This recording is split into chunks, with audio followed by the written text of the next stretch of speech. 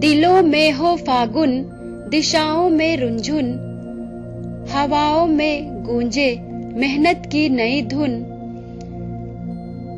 गगन जिसको गाए हवाओं से सुन सुन, वही धुन मगन मन सभी गुनगुनाए। साकार हो सब मधुर कल्पनाएं, वही धुन मगन मन सभी गुनगुनाए। साकार हो सब मधुर कल्पनाएं। इसी पॉजिटिव विचार के साथ मैं यानी पूनम लाकरा आप सबके बीच एक बार फिर से हाजिर हूँ, लेकर प्रोग्राम चमकते सितारे। सभी श्रोताओं को मेरा हार्दिक नमस्कार और गुड इवनिंग।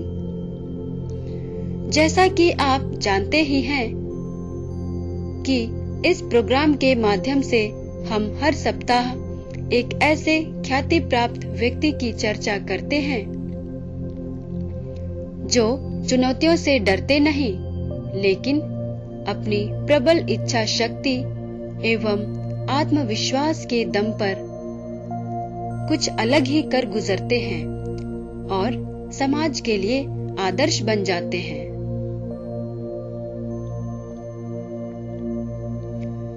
आज की यह कड़ी एक भारतीय महिला पर्वतारोही के नाम समर्पित है, जिन्होंने अपने पैशन और सपनों के आगे दिव्यांगता को कभी आड़े नहीं आने दिया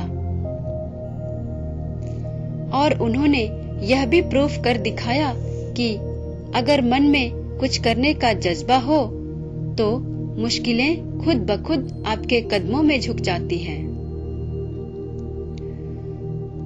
अब तो आपको अंदाजा हो ही गया होगा कि मैं किसके विषय में बात कर रही हूँ। सही पहचाना आपने। आज की हमारी स्टार हैं पर्वत की बेटी कही जाने वाली मिसेस अरुणिमा सिन्हा। तो चलिए जानते हैं कि उन्होंने किन किन बाधाओं को पार करके सफलता की दास्तान लिखी है।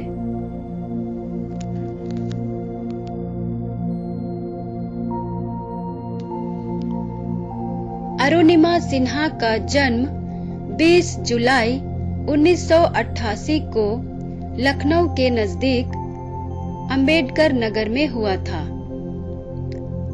उनके घर का नाम सोनू है। उनके पिताजी भारतीय सेना में एक इंजीनियर के रूप में पोस्टेड थे और माताजी स्वास्थ्य विभाग में सुपरवाइजर थी। अफसोस की बात है कि जब अरुणिमा सिन्हा सिर्फ 3 साल की ही थी, तभी उनके सर से पिताजी का साया उठ गया। उनकी देखरेख की सारी जिम्मेदारी माताजी के कंधों पर आ गई। अरुणिमा सिन्हा शुरू से ही खेलों के प्रति बहुत रुचि रखती थी। फुटबॉल और वॉलीबॉल उनके पसंदीदा खेल थे। स्कूली स्तर पर होने वाले वॉलीबॉल प्रतियोगिताओं में अपने राज्य का प्रतिनिधित्व करते हुए वह राष्ट्रीय खिलाड़ी भी रह चुकी है। उनकी स्कूली शिक्षा अकबरपुर उत्तर प्रदेश के गवर्नमेंट गर्ल्स इंटर कॉलेज से हुई है। उन्होंने LLB के साथ साथ सोशियोलॉजी विषय से MA किया है।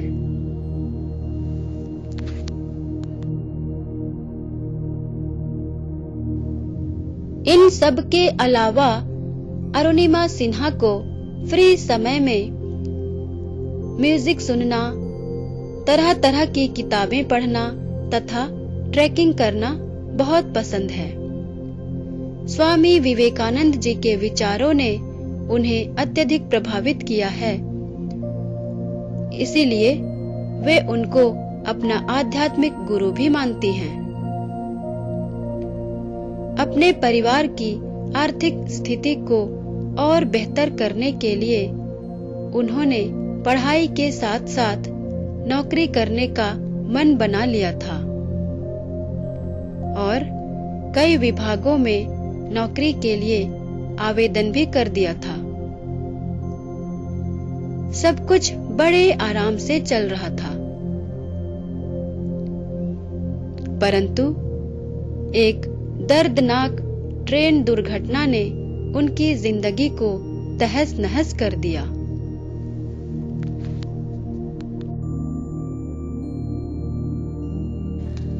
12 अप्रैल 2011 की बात है। अरुणिमा सिन्हा को CISF द्वारा आयोजित परीक्षा में शामिल होने के लिए दिल्ली जाना था।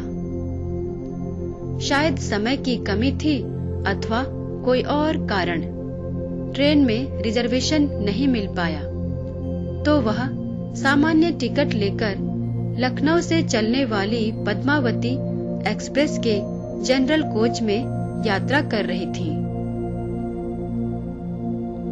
रात के लगभग 1 बजे ट्रेन बरेली स्टेशन पहुंची।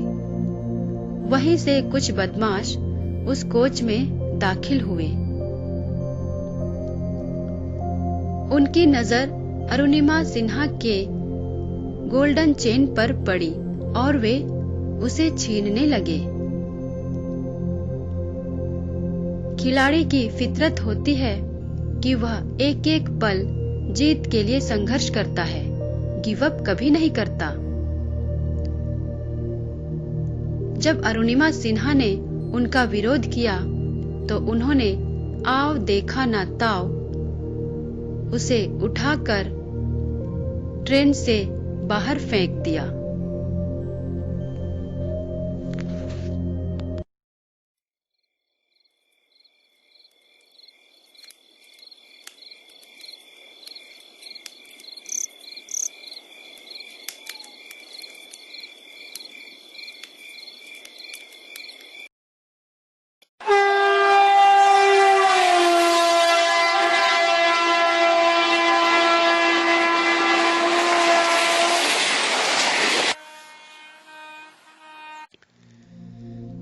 दुर्भाग्यवश उसी समय सामने वाली पटरी पर एक और ट्रेन आ रही थी, जिससे टकराकर वह नीचे गिर पड़ी। उन्होंने उठकर खड़े होने की पुरजोर कोशिश की, परंतु सफलता नहीं मिल पाई। ट्रेन उनके पैरों से होकर गुजर गई। उनका पैर कट गया। पूरी रात वह अपनी जिंदगी और मौत से लड़ती रही, मदद के लिए पुकारती रही, मगर विडंबना देखिए, इतनी भीड़ भाड़ वाली जगह में भी किसी का ध्यान उनकी तरफ नहीं गया। वह करे तो क्या करे, बेबस नजरों से आती जाती ट्रेन्स को निहारती रही। इतनी दर्दनाक घटना की सोच कर भी रोंगटे खड़े हो जाते हैं। वह बताती हैं कि बहुत सारे चूहे उनके पैरों को कुतर रहे थे और वह कुछ नहीं कर पा रही थी। कहते हैं, जाको राखे साइयां मार सके ना कोई।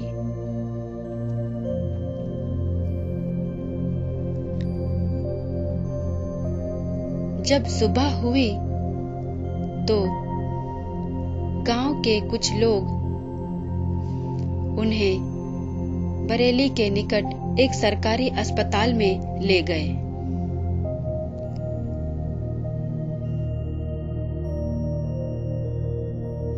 उनकी नाजुक हालत को देखकर डॉक्टर भी असमंजस में पड़ गए थे। कुछ देर के ऑब्जर्वेशन के बाद वे आपस में बातें करने लगे। काफी खून बह चुका है। शरीर को इन्फेक्शन से बचाने के लिए हमें तुरंत पैर को काटना होगा, लेकिन हमारे पास इस समय एनेस्थीसिया उपलब्ध नहीं है। इलाज शुरू कैसे करें? मरता क्या नहीं करता। जब अरुणिमा सिन्हा के कानों में यह बात पहुंची तो उन्होंने फटाफट रिएक्ट किया। उन्होंने कहा, जब मैंने पूरी रात दर्द बर्दाश्त किया है तो यह दर्द भी सह लूंगी।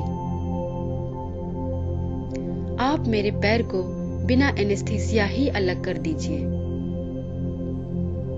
यह सुनकर डॉक्टर्स स्तब्ध रह गए।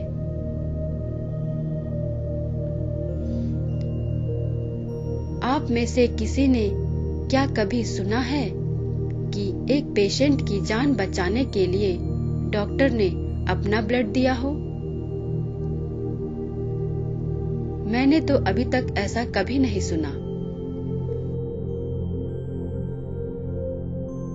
मुझे रामधारी सिंह दिनकर द्वारा लिखित एक कविता याद आ रही है जो अरुणिमा के मनोदशा पर फिट बैठती है। वे लिखते हैं, सच है विपत्ति जब आती है कायर को ही दहलाती है। सूरमा नहीं विचलित होते हैं, क्षण एक न धीरज खोते हैं। विघ्नों को गले लगाते हैं, कांटों में भी राह बनाते हैं। मुंह से कभी न उफ कहते हैं, जो आ पड़ता है सब सहते हैं।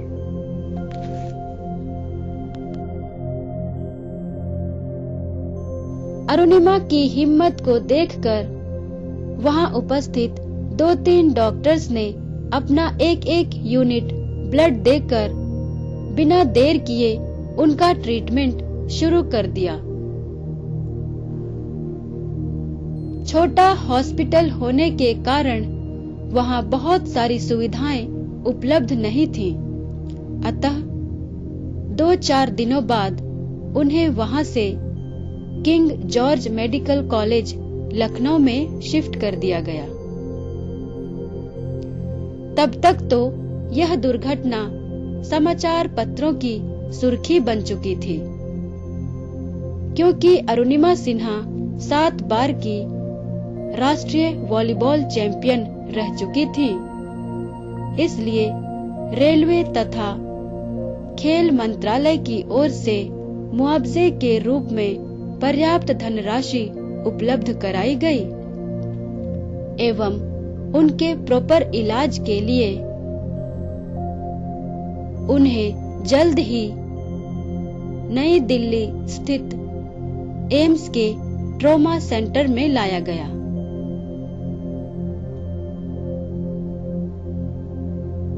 अब रुकते हैं एक ब्रेक के लिए। ब्रेक के उस पार जानेंगे कि कैसे अरुणिमा सिन्हा के मन में एवरेस्ट फतह करने का विचार आया और किन हालातों में उन्होंने वहां तक का रास्ता तय किया।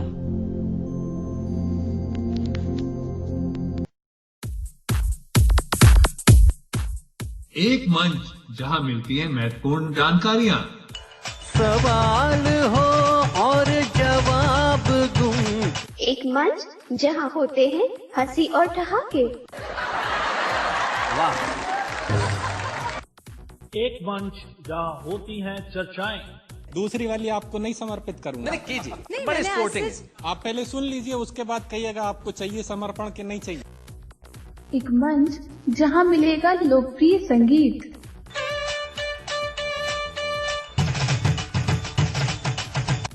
और इन सब के बीच एक ऐसा मंच जहां मिलता है सब कुछ। लॉग ऑन कीजिए www www.radioudan.com और जुड़ जाइए हमारे साथ।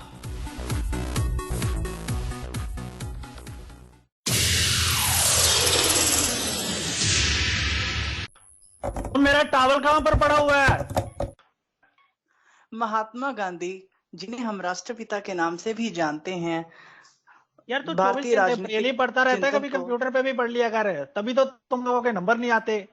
मैं तो भैया दोनों से पढ़ता हूँ, लेकिन ज्यादा मजा मुझे ब्रेल पढ़ने से ही आता है। हमको नहीं मजा आता ब्रेल से।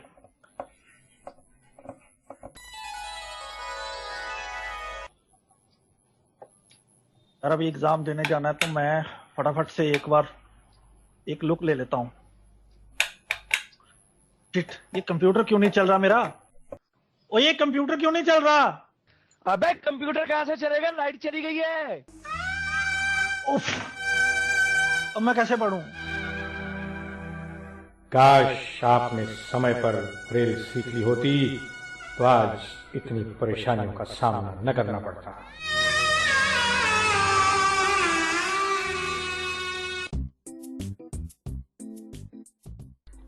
ब्रेल दृष्टिबाधितों के लिए उतनी ही महत्वपूर्ण और आवश्यक है जितनी कि टेक्नोलॉजी।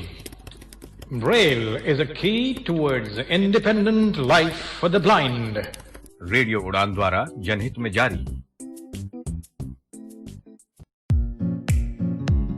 विजुअली इम्पैक्ट पर्संस के लिए एक्सेसिबल डिवाइसेस मंगाना हो गया है बहुत ही आसान। जी हाँ, सेक्शन ने लॉन्च किया है online shopping portal sectech.in SAKTEK.in। जी हाँ, लॉग इन करके पा सकते हैं सभी प्रोडक्ट्स की जानकारी। एक क्लिक में खरीद सकते हैं अपना मनचाहा प्रोडक्ट। तो आज ही लॉग इन करें www.sectech.in। ज्यादा जानकारी पाने के लिए ईमेल कर सकते हैं info@sectech.in या फिर कॉल कर सकते हैं 011-4241-1015 पर।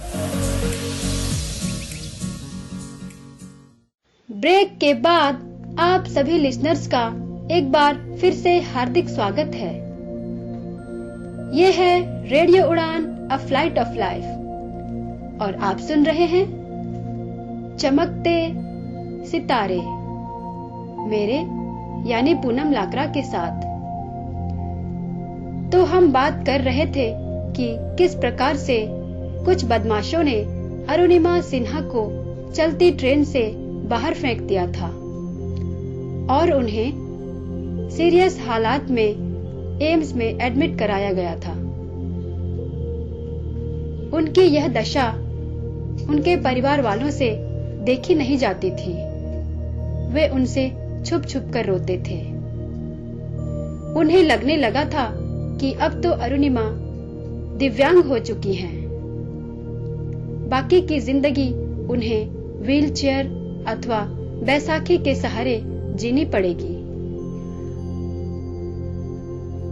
क्योंकि उनका एक पैर तो कट ही चुका था, दूसरे में भी काफी चोट आई थी। यहाँ तक कि स्पाइन में 2-3 फ्रैक्चर भी हो चुके थे। लेकिन अरुणिमा का बुलंद इरादा देखिए।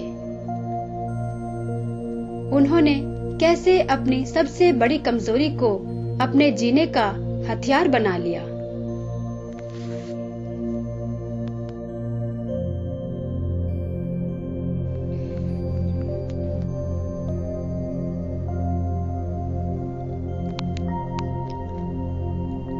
पच्चीस 26 दिनों के ट्रीटमेंट के बाद जब उनकी स्थिति में थोड़ा सुधार होने लगा, तब वह बेड पर लेटे लेटे ही समाचार पत्र पढ़ लिया करती थी।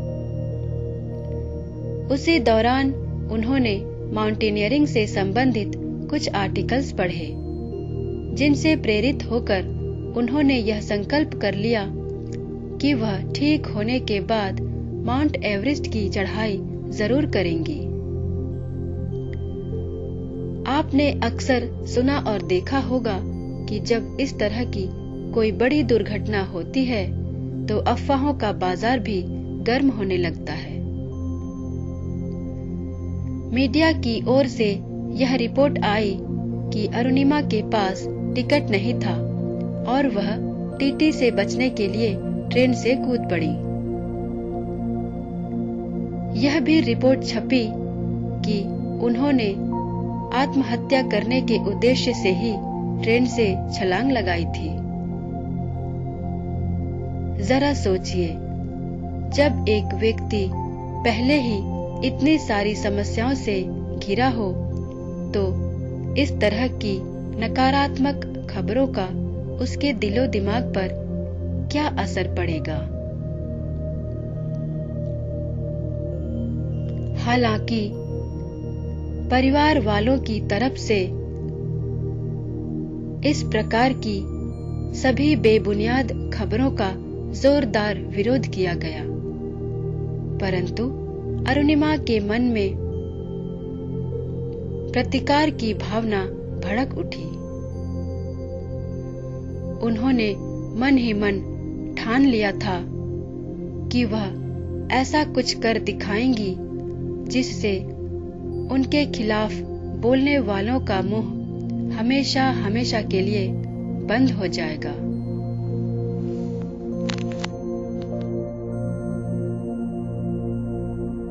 यह तो स्वाभाविक सी बात है कि जब कोई व्यक्ति लीग से हटकर कुछ अलग करना चाहता है तो समाज के लोग उसे पागल अथवा सनकी समझने लगते हैं और उसका मजाक उड़ाया जाता है। सुविख्यात वैज्ञानिक थॉमस एल्वा एडिसन की कहानी तो आप सभी ने सुनी होगी। बार बार प्रश्न पूछने की वजह से उन्हें मंदबुद्धि समझकर अपमानित किया जाता था, परंतु अनेकों एक्सपेरिमेंट के द्वारा उन्होंने बल्ब का आविष्कार कर पूरी दुनिया को रोशन कर दिया।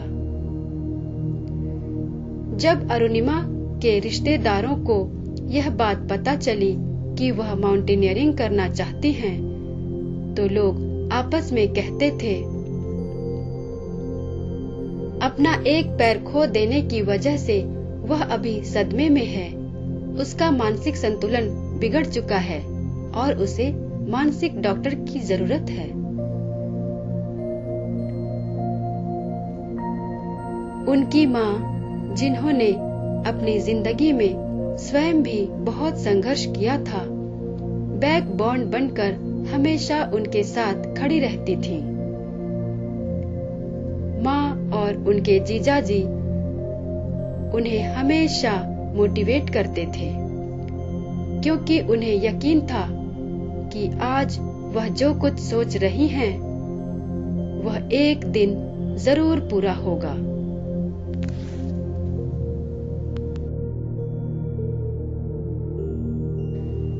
इसी सिलसिले में अपने बचपन का एक छोटा सा इंसिडेंट मैं आप सभी के साथ शेयर करना चाहती हूँ। बात दरअसल उन दिनों की है जब रांची से लगभग 1500 किलोमीटर दूर देहरादून के एक स्कूल में मेरा एडमिशन हुआ था।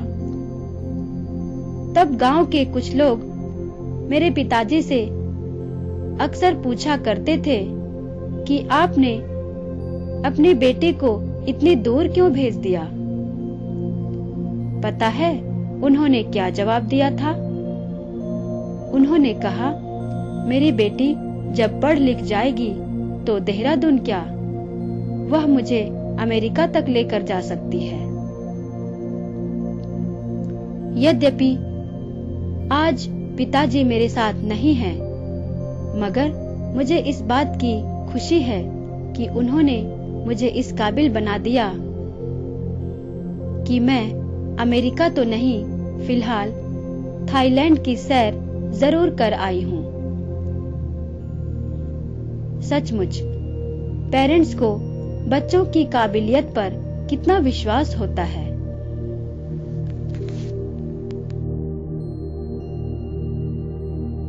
दिल्ली स्थित एक प्राइवेट कंपनी के सहयोग से उनको एक प्रोस्थेटिक लेग अर्थात कृत्रिम पैर लगाया गया था, जिसके सहारे धीरे धीरे उनकी जिंदगी पटरी पर लौटने लगी थी। लगभग 4 महीने के बाद उन्हें एम्स से छुट्टी मिल गई। डॉक्टर्स ने उन्हें कुछ समय घर पर रहकर आराम करने की सलाह दी थी, परंतु उनका जुनून देखिए। वह अपने सपने को साकार रूप देने के लिए इतनी उतावली हो रही थी कि जिस दिन उन्हें हॉस्पिटल से डिस्चार्ज किया गया, उसी दिन उन्होंने पहले भारतीय एवरेस्ट विजेता वछेंद्री पाल से संपर्क किया और निकल पड़ी अपनी मंजिल की तलाश में।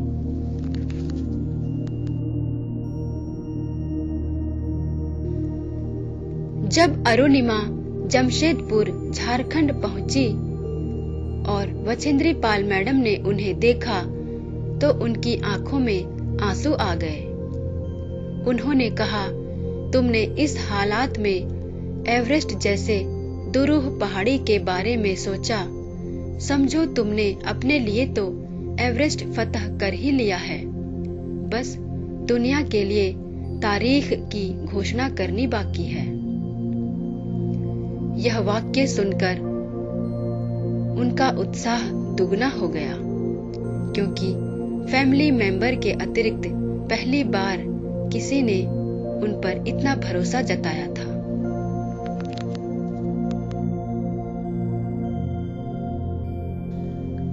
मैडम से हरी झंडी मिलने के बाद उनके मार्गदर्शन में उन्होंने Nehru institute of mountaineering Uttarkashi से बेसिक माउंटेनियरिंग की ट्रेनिंग शुरू कर दी। वहां भी लोग उन्हें हैरत की नजरों से देखते थे, क्योंकि वह पहली महिला थी जिन्होंने कृत्रिम पैर के बल पर एवरेस्ट लांघने के विषय में सोचा था। यह ट्रेनिंग इतनी कठिनाइयों से भरी होती है कि अच्छों की हिम्मत जवाब दे जाती है। कितने ही लोग तो बीच में ही ट्रेनिंग छोड़कर चले जाते हैं। शुरुआती दिनों में निर्धारित लक्ष्य तक पहुंचने में उन्हें अपने साथियों से कई गुना ज्यादा समय लग जाता था, परंतु उनका जोश कभी कम नहीं हुआ।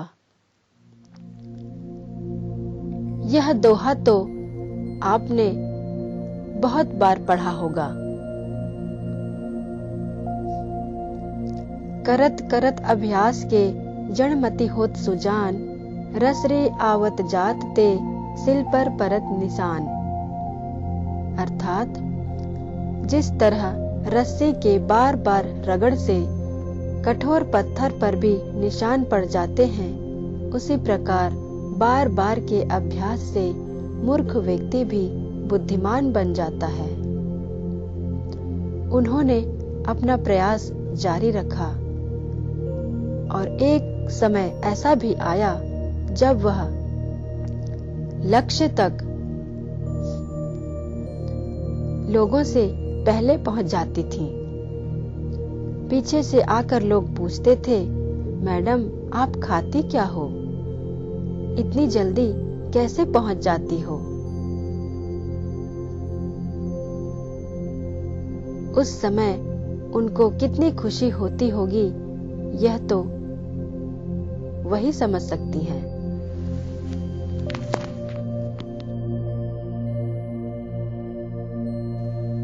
मिडिल क्लास फैमिली का कोई भी व्यक्ति बिना किसी स्पॉन्सरशिप के मिशन एवरेस्ट के विषय में सोच ही नहीं सकता है, क्योंकि इस पूरे अभियान में लगभग 50 से 60 लाख रुपए तक लग जाते हैं। जब अरुणिमा सिन्हा ने टाटा स्टील एडवेंचर फाउंडेशन में अपने स्पॉन्सरशिप के लिए आवेदन किया, तो कंपनी के एमडी ने पहले तो पूरा पैसा देने से साफ मना कर दिया। उन्हें भी संदेह था कि वह यह मिशन पूरा नहीं कर पाएंगी। एक बार फिर से वछेंद्री पाल मैडम ने उन्हें विश्वास दिलाया। तब जाकर वे फुल स्पॉन्सरशिप के लिए राजी हुए। हम लेते हैं एक और छोटा सा ब्रेक। उसके बाद आकर हम जानेंगे कि किन बाधाओं को पार करके अरुणिमा सिन्हा एवरेस्ट पर तिरंगा फहराने में सफल हुई।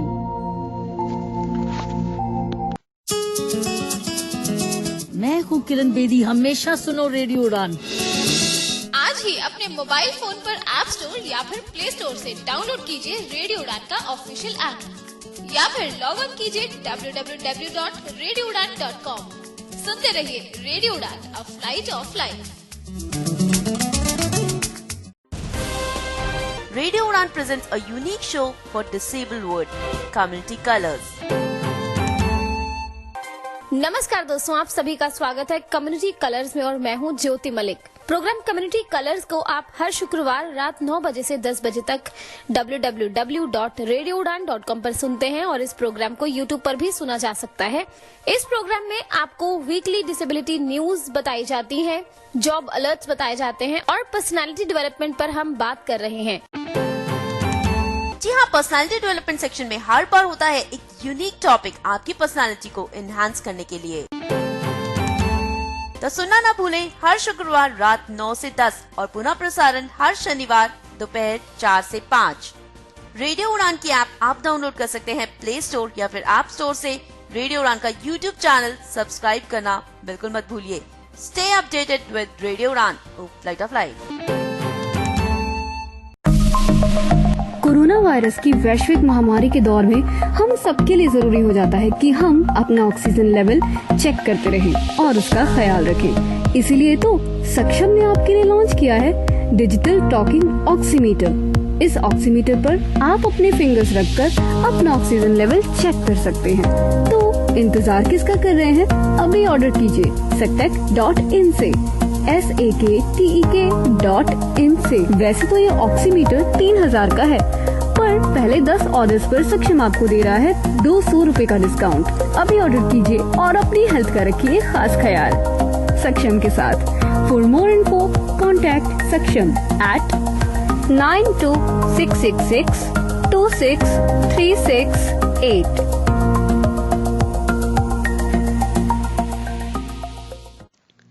एवरेस्ट पर जाने से पहले माउंटेनियर्स को 3 अलग अलग कैंप से होकर गुजरना पड़ता है, जहां उनके रास्ते में आने वाली विभिन्न कठिनाइयों से उन्हें अवगत कराया जाता है और यह सिखाया जाता है कि मुश्किल घड़ी में सावधानी पूर्वक धैर्य रखते हुए किस प्रकार कदम दर कदम आगे बढ़ना है। उनकी असली परीक्षा तो कैंप 4 में होती है। यहीं से आरंभ हो जाता है माउंट एवरेस्ट का संघर्षपूर्ण सफर। ऊबड़ खाबड़ रास्ते, बर्फीली हवाएं एवं पल पल बदलते मौसम का मिजाज उनका हौसला कमजोर करने के लिए सदैव बाहें फैलाए रहते हैं और उनसे घबराकर कई लोग तो मंजिल से पहले ही दम तोड़ देते हैं।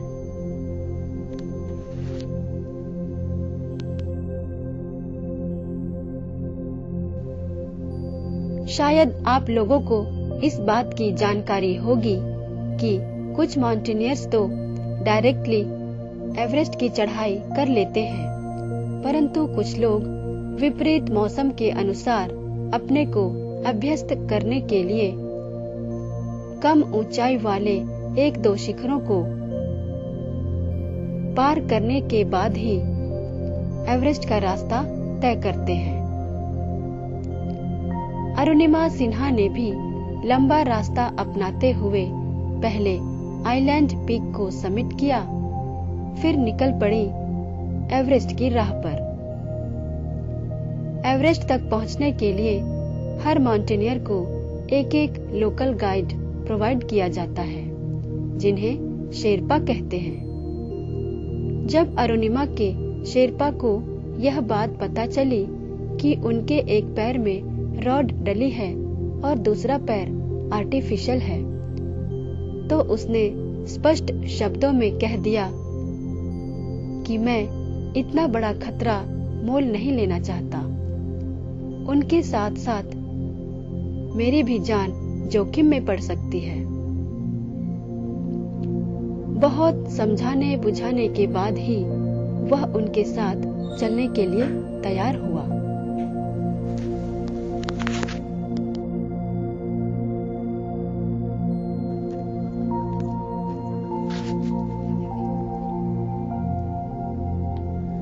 अरुणिमा ने अथक परिश्रम से सभी चुनौतियों को मात देकर अपनी ट्रेनिंग सफलतापूर्वक पूरी कर ली तथा 31 मार्च 2013 को उनका मिशन एवरेस्ट शुरू हो गया।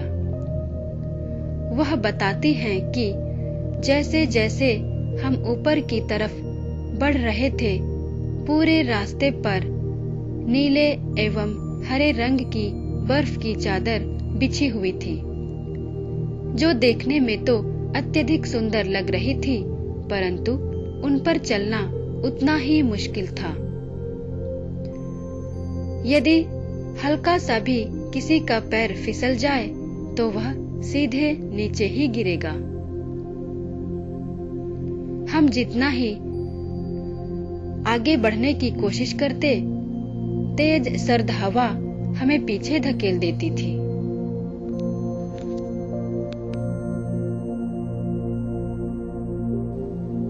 जब वह धीरे धीरे अपने लक्ष्य की ओर बढ़ रही थी, तो उन्होंने देखा कि एक बांग्लादेशी नागरिक जो उनके ठीक आगे चल रहा था, अचानक रुक गया। उसका ऑक्सीजन खत्म हो चुका था और वह सहायता की उम्मीद में अपने दोनों हाथ हिला रहा था। इतनी ऊंचाई पर पहुंचने के बाद कोई चाह कर भी किसी की सहायता नहीं कर पाता है। कुछ देर बाद उसकी सांसें थम गईं और वह वहीं गिर गया। इस तरह की घटनाएं किसी को भी विचलित कर सकती हैं। अरुणिमा भी ऊहापोह में पड़ गई। आगे जाए या फिर पीछे लौट चले। शेरपा ने कहा, यदि तुम सचमुच अपना लक्ष्य प्राप्त करना चाहती हो तो बिना समय वेस्ट किए डेड बॉडी को लांघकर आगे बढ़ो। उन्होंने दिल पर पत्थर रखा, भगवान से शक्ति मांगी और आगे चल पड़ी।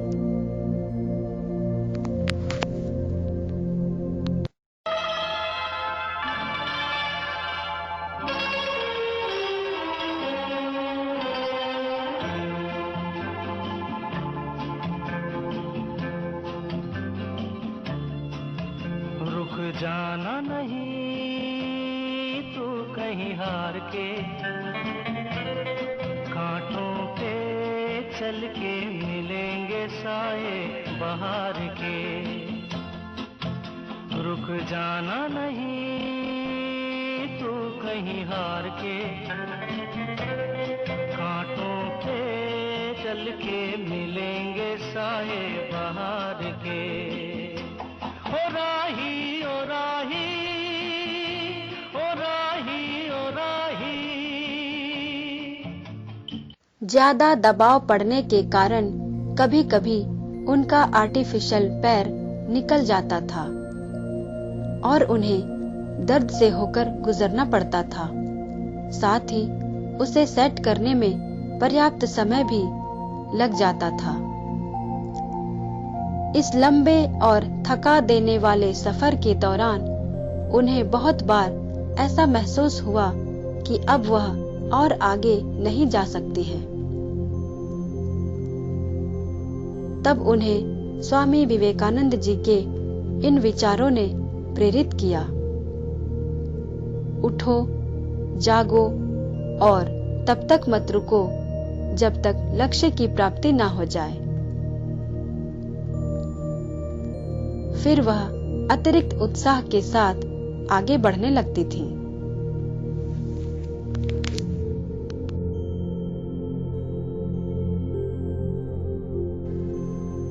देखते ही देखते वह अपने गोल से मात्र 120 मीटर की दूरी पर स्थित हिलेरी स्टेप पर पहुंच गईं। वहां से एवरेस्ट का नजारा साफ दिखता था। तभी शेरपा ने उनको एक बड़ा सा झटका दिया। उसने बताया, आपका ऑक्सीजन खत्म हो रहा है। जितनी जल्दी हो सके नीचे चलिए। जिंदगी रही तो फिर से ट्राई कर लेना।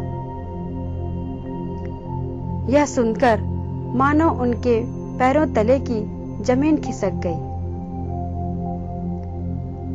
इतने करीब आकर वह किसी भी कीमत पर वापस नहीं लौटना चाहती थी। उन्होंने उससे कह दिया, आप जाना चाहते हैं तो लौट जाइए। मैं तो अपने देश का ध्वज फहरा कर ही लौटूंगी। शेरपा को आखिरकार उनकी जिद के आगे झुकना ही पड़ा।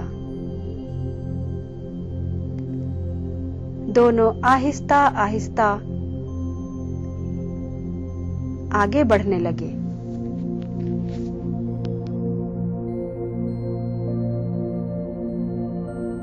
अंततः 52 दिनों की लंबी एवं कठिन यात्रा के बाद अरुणिमा सिन्हा के आत्मविश्वास तथा दृढ़ संकल्प की जीत हुई और 21 मई 2013 को सुबह 10:55 पर वह एवरेस्ट विजेता बन गई। उनकी खुशी का ठिकाना नहीं रहा और आंखों से प्रसन्नता के आंसू छलक पड़े। उनका मन हुआ कि दोनों हाथ ऊपर उठाकर जोर जोर से चिल्लाए और दुनिया को बता दे कि आज मैं टॉप ऑफ द वर्ल्ड हूँ। हो भी क्यों ना, कृत्रिम पैर के सहारे एवरेस्ट को लांघने वाली विश्व की प्रथम दिव्यांग महिला बनकर उन्होंने इतिहास में नया अध्याय जो लिख दिया था।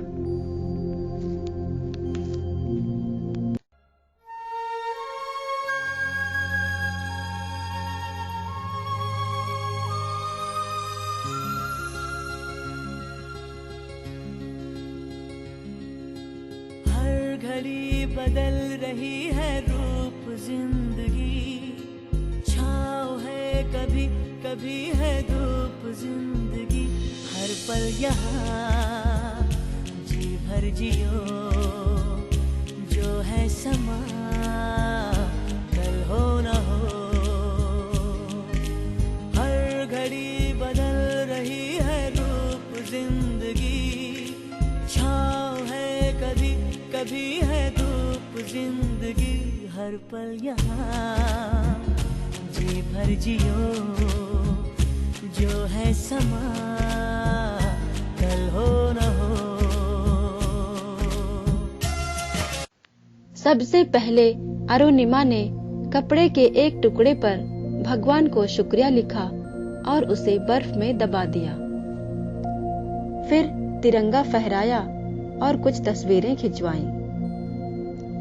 शेरपा उन्हें बार बार आगाह कर रहा था कि समय बहुत कम है, किसी भी क्षण उनका ऑक्सीजन खत्म हो सकता है। मगर वह तो खुशी के इन पलों को खुलकर जी लेना चाहती थी। उन्हें केवल तस्वीरों से संतुष्टि नहीं हुई और उन्होंने उसे वीडियो बनाने के लिए कहा। जब वीडियो बन गई तब वे दोनों तेजी से नीचे उतरने लगे। कुछ कदम चलने के बाद ही अरुणिमा के पैर रुक गए। गाइड को समझ में नहीं आ रहा था कि वह क्या करे। उनको छोड़कर आगे चला जाए या फिर रुककर किसी का इंतजार करे। 11 बजे के बाद तो वहां का मौसम खराब होने लगता है। इस समय कौन उनकी मदद करेगा?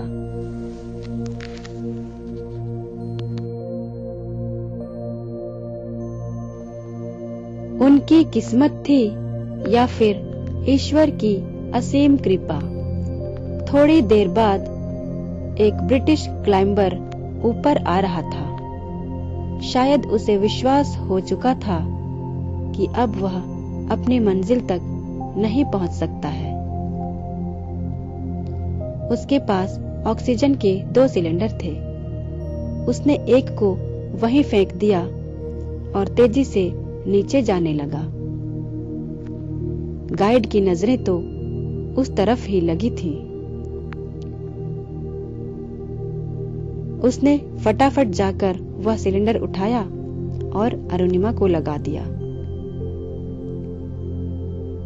इस तरह वे नीचे उतरने में सफल हो गए।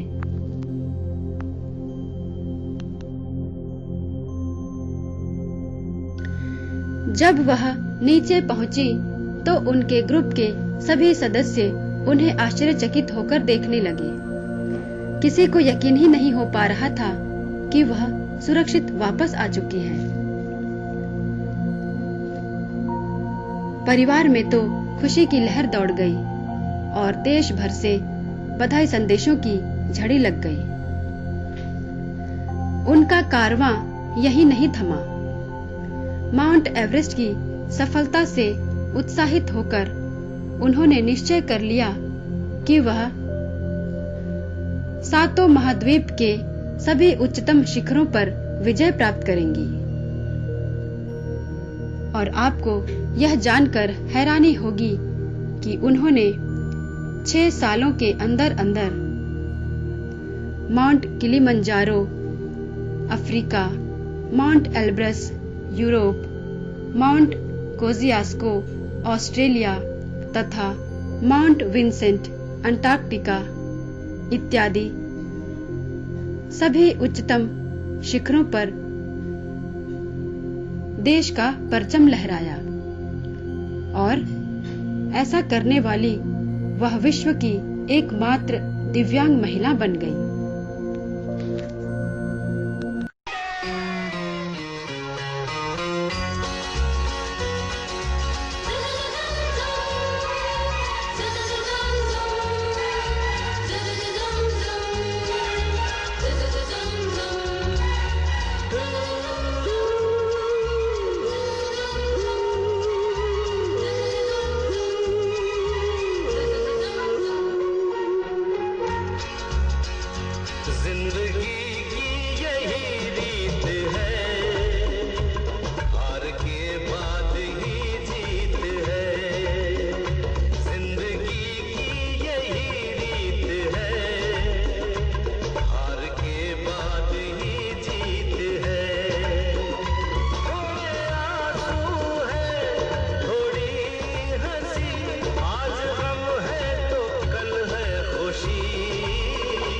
जिंदगी की यही रीत है, हार के बाद ही जीत है।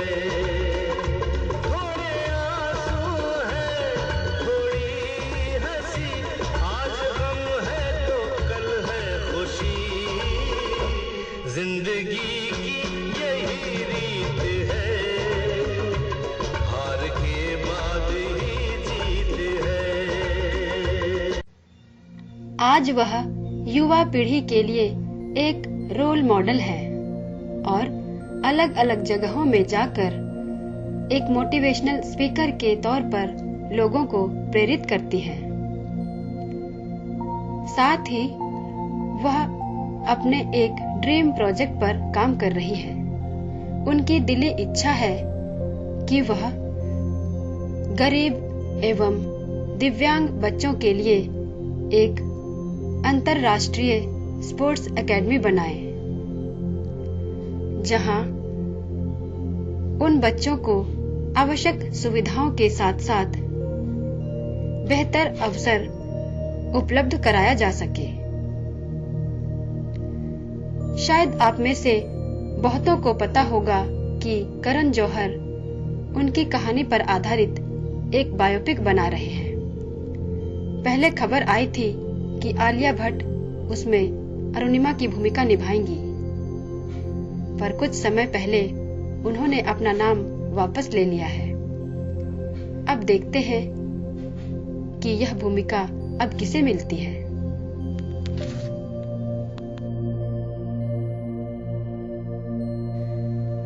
एवरेस्ट विजय के बाद एक बार इंटरव्यू में किसी ने उनसे पूछा,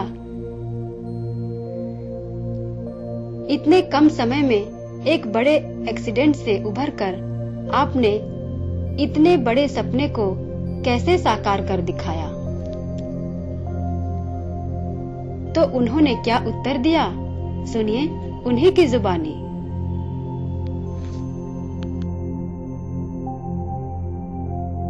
एक्चुअली बिना रिस्क के कुछ नहीं होता है। जब तक हम अपने लाइफ में किसी भी चीज के लिए रिस्क नहीं लेंगे तो इतने आसानी से कुछ नहीं मिलता। उसके लिए अगर नो पेन नो गेन, अगर अपने दर्द बर्दाश्त करने की क्षमता नहीं है तो आप कुछ भी नहीं पा सकते।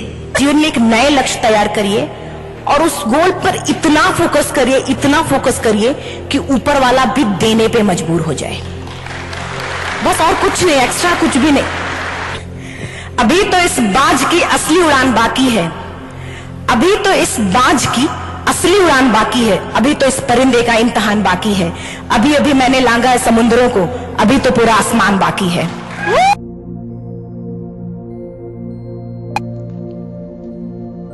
उनका मानना है कि कोई भी व्यक्ति शरीर से लाचार अथवा दिव्यांग नहीं होता, किंतु उसकी मानसिकता ही उसे कमजोर या मजबूत बनाती है। हम स्वयं अपना मोटिवेटर होते हैं। समस्या छोटी हो या बड़ी, अपनी सकारात्मक सोच के द्वारा हम उसे शिकस्त दे सकते हैं, क्योंकि जैसा हम सोचते हैं हमारी जिंदगी में वैसा ही होता है।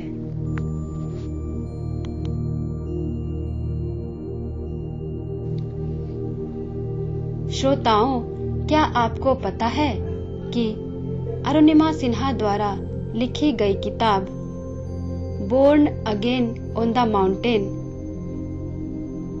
दिसंबर 2014 में प्रधानमंत्री श्री नरेंद्र मोदी द्वारा रिलीज हुई थी। इस किताब में उन्होंने अपने माउंट एवरेस्ट के अनुभवों का विस्तृत वर्णन किया है।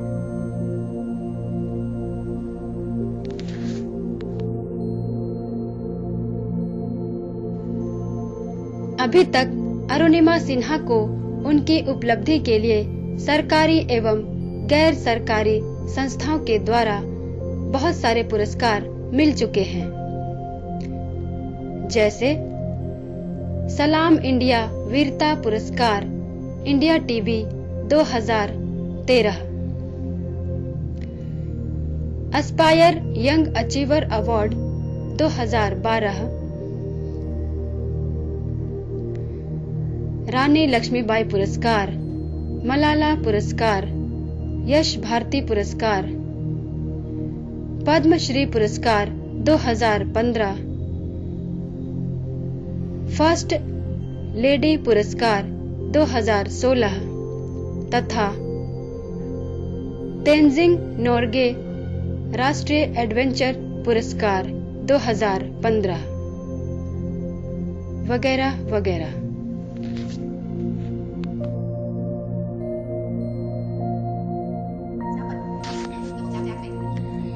इतनी छोटी उम्र और इतने ढेरों पुरस्कार, यह सब सिर्फ और सिर्फ उनके अदम्य साहस, सकारात्मक सोच तथा जबरदस्त आत्मविश्वास से संभव हो पाया।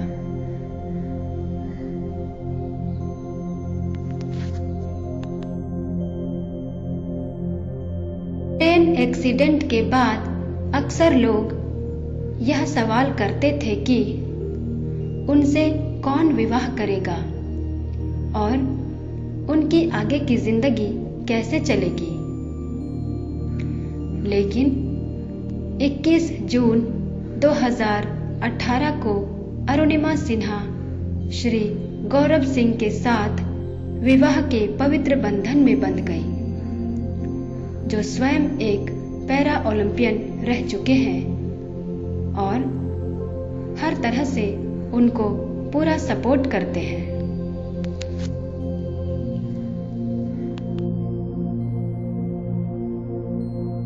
तो श्रोताओं, यह था हमारा आज के प्रोग्राम चमकते सितारे का एक और अंक, जो अरुणिमा सिन्हा की जीवन यात्रा पर आधारित था।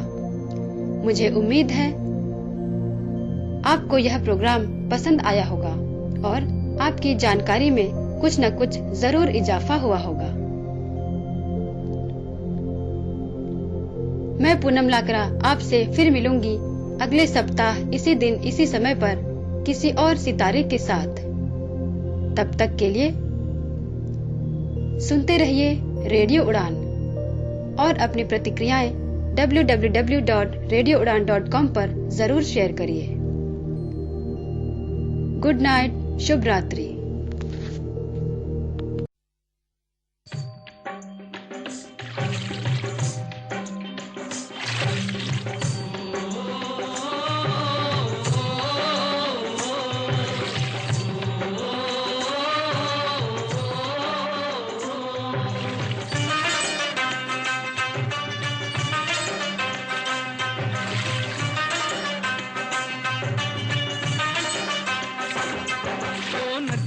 चले चले रे धारा,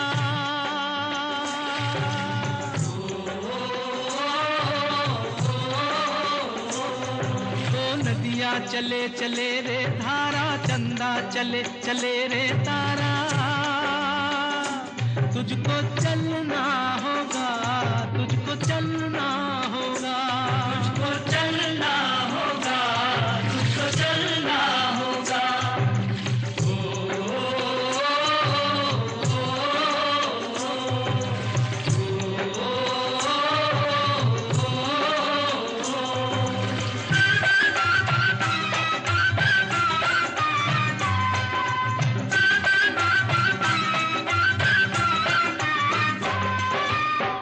जीवन कहीं भी ठहरता नहीं है, जीवन कहीं भी ठहरता नहीं है। आंधी से तूफान से डरता नहीं है। तू न चलेगा तो चलते भी राहें,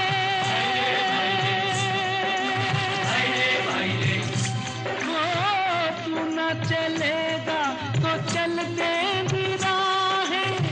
मंजिल को तरसेंगी तेरी निगाहें। तुझको चलना होगा, तुझको चलना होगा, तुझको चलना होगा, तुझको चलना होगा। ओ